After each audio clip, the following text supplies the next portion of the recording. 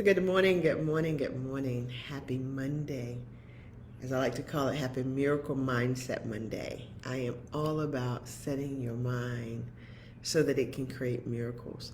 And what do I mean by a miracle? Listen, we are hardwired for negative thinking. If you've listened to me at all, you know this, and you probably know it more than you care to. Good morning, Leah. Good morning, Nat.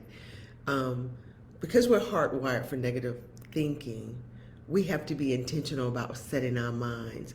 And when you learn to set your mind, meaning you begin to take control of what you think, the way you think, how often you think something, you really can produce what I call miracles. And it's going to feel like a miracle because your life will completely change. So this morning, I just wanted to share with you guys how the miracle mindset changed my marriage. And I want to talk about marriage because literally last week on the 21st, 22nd, Andre's my husband, for anyone who's new to me, we celebrate 29 years together, 25 years married.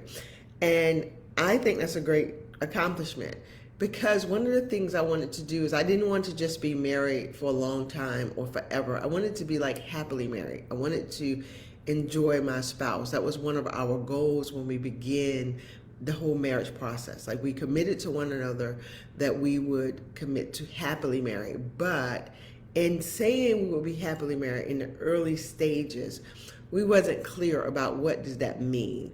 But what we did do is we created space to be able to tell each other, I'm not happy. Like this isn't working. We need to readdress some things.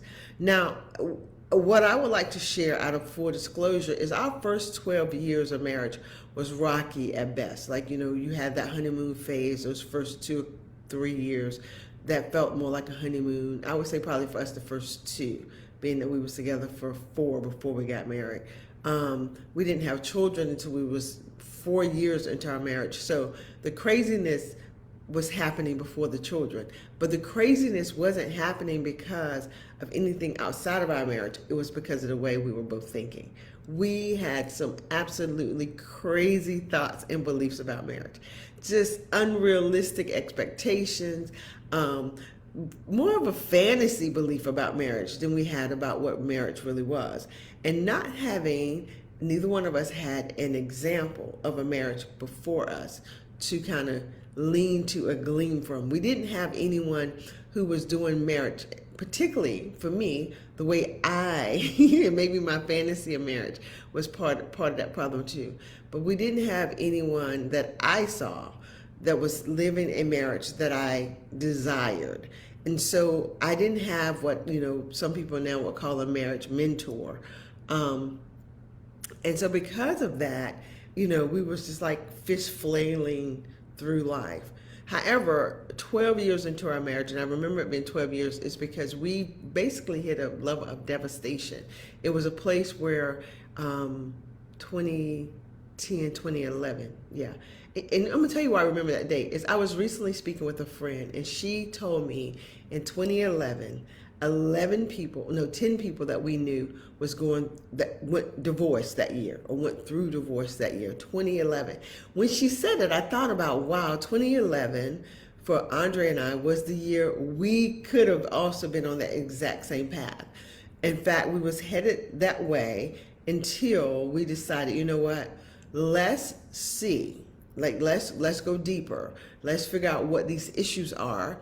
Andre went for his own individual counseling. I also went for counseling. We never did couples counseling. We went for help individually.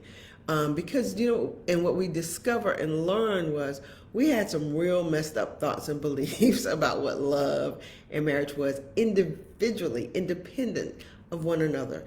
And because we begin to learn and discover what I call our soul wounds, the hurts, the pains, the false beliefs that we individually carry, we can now come back to our marriage and discuss how these thoughts and beliefs was affecting our marriage. And doing that changed the entire game. And that's when I call it the miracle mindset, but that's when we begin the process of living the miracle mindset. Again, miracle meaning that we begin to think different, about our present situation. We begin to add wisdom, knowledge, and understanding to our marriage. We was no longer frailing. We was no longer looking to each other to be each other's happiness. Like Andre wasn't responsible for my happiness. I was no longer responsible for his. We remove these false expectations from one another to be or do what we thought a spouse was supposed to be or do.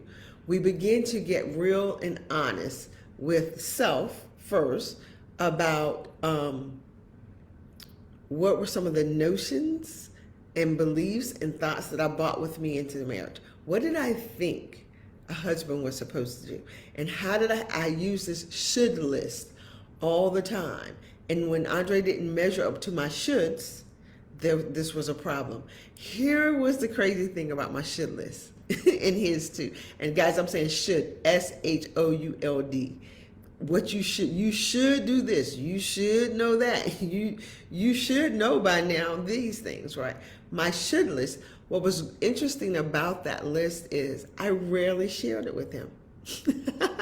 I usually only shared it when he was doing the shoulds, or he wasn't doing the shoulds that I thought should have been done. Well, you should have known that already. How would he know if I hadn't expressed it, talked about it, discussed it with him? And that was part of the false belief, the false thinking I brought with me into the marriage. It's telling me over on Instagram that I'm having poor connection. And here's the thing. Andre also brought with him a lot of false beliefs, a lot of shoulds that I was supposed to do and make him feel and make him, give him all these things that we did not realize prior to entering into the marriage that would later affect the marriage. When we begin to do the work, meaning we begin to get into the self-awareness. Who did Andre marry? Who was Kenesha? Who did he walk down the aisle? I had to know this. Like, not just, oh, I know myself. No, I really didn't. I did not understand what my emotional wound was. My emotional wound is rejection. And if you're like, what am I talking about, emotional wound? We all have what I call soul wounds. Those are the thoughts and beliefs that you gather probably as a child or during your childhood that you carry with you most of the time for life. And these wounds make you believe something about yourself. I'm not good enough. I'm not loving. I'm not beautiful. I'm not capable. I'm not smart. Whatever your I'm nots are, it's probably attached to your soul wound. When you're in marriage, what we tend to do unknowingly is we think our spouse is supposed to fix that part of us. Now, we don't verbalize that, but there's a place inside of us that really think and believe that I finally found the one. This guy is like no other. A husband might think that too. Oh my God, she is like nobody else. Because for a minute, we can feel that space in each other's life. And so we tend to think this person, oh, they're like nobody else. This is how I know this is the one. Here's the problem. No man, woman, can fulfill your emotional need forever, every single day. And that is what we tend to do. That is the energy or the responsibility or the desire we put on our spouse. It becomes unrealistic, but we don't recognize it when we're in what I call the scarcity mindset. We don't recognize it, and now we're at war with one another. What the spouse will also do is our spouses will intentionally, sometimes, but most of the time unintentionally, rub up against that wound of feeling rejected, abandoned, neglected. What are some other ones? Lack of love, unlove. They would do something to rub against that wound and tap into those places that you already believe about yourself. I knew I wasn't smart enough. I knew he think I don't do anything right. Your hero wife said that. He thinks I can't do anything right. The reason that bothers you is because there's a part of you who think that too. And he is rubbing up against that, making you think that he thinks these things is validating a part of you that you already think, and that's a part of you you don't want to think about. And so instead of dealing with your internal belief and feeling about that, now you're at war with your spouse. And that's what Andre and I was doing for 12 crazy years. And so I find it interesting that many of my friends, when I was having my conversation with my girlfriend, and she said, Kenesha, in 2011, 10 of our friends, 10 people we went to high school with, 10 people we knew, all either went through or got a divorce. And I thought, my God, Andre and I was on the exact same path. The only difference was we was in another country. Thank you so much, Leah. We was in another country. We didn't have our friends and family to turn to complain to each other about. So we had to go. We had to go get help. We had to say, okay, do we want this marriage to end? And this was honestly one of the things we committed to. If the marriage was going to end, because I used to listen to Dr. Phil, he said, make sure you did all you could so that even if the marriage ends, I can say to Andre, he could say to me, you know what, we did the work. On the other side of the work, we realized that we're not meant for each other. We're not good for each other. And so now we can depart with love and with grace instead of with anger. That was the intent when we signed up for our therapists and our counselors and my coach. I had a coach. Was that we were not trying to save the marriage. We was trying to decide, okay, what is this here to teach us? And on the other side of it, if we discover, we're open to discovering that we're not to stay together, but we're also open to discovering that we can stay together. And we discovered that we could. And we discovered that what our soul wounds was, those emotional wounds, we discovered that we was communicating from our hurt and our pain and our soul wound instead of from love, peace, and joy. And we discovered that we had false expectations, unrealistic expectations. And on top of that, when you don't understand these things that I'm talking about, you do not communicate with love. You do not communicate to your spouse with a desire. You communicate with a demand. And nobody likes to be spoken to from a demand perspective. A demand says, you should, you better, I can't believe you didn't, how dare you, you better get it together. Nobody, not even a child, will respond in the way you desire from that type of communication. But when you begin to learn the soul wound, learn how to communicate your emotional needs, guys, all these words you hear me saying, this is what I teach in my program, The Blueprint.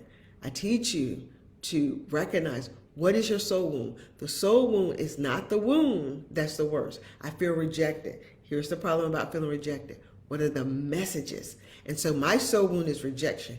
Can you imagine that? What do you think I needed most?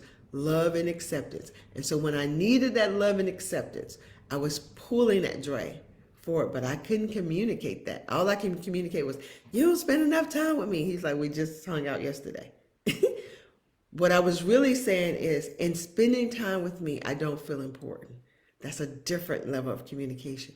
And when my husband began to hear that, because I could communicate it more effectively, I could communicate it from love and not scarcity, from a miracle mindset and not a mindset of nothing ever goes right for me. When I learned to communicate that, change the game, change the marriage. Just imagine, I just shared with you, my girlfriend said 10 of our friends that we went to high school with went through divorce in 2011. Me and my husband's marriage was on the exact same path. The difference was we began to do the work, and it changed our marriage. We just celebrated 25 years. We went down to Cancun. I tell anyone to go. Beautiful. We laughed, we drank, we had a good time, we danced, we slept on the beach. We just had a beautiful time, and we still to this day, we go to bed almost every night laughing. And I always say almost because sometimes I just fall asleep or he just falls asleep. But we tend to laugh with each other. So when you learn to get the right type of mindset, this miracle, what I call it, a miracle mindset, because think about it, it was a miracle that my marriage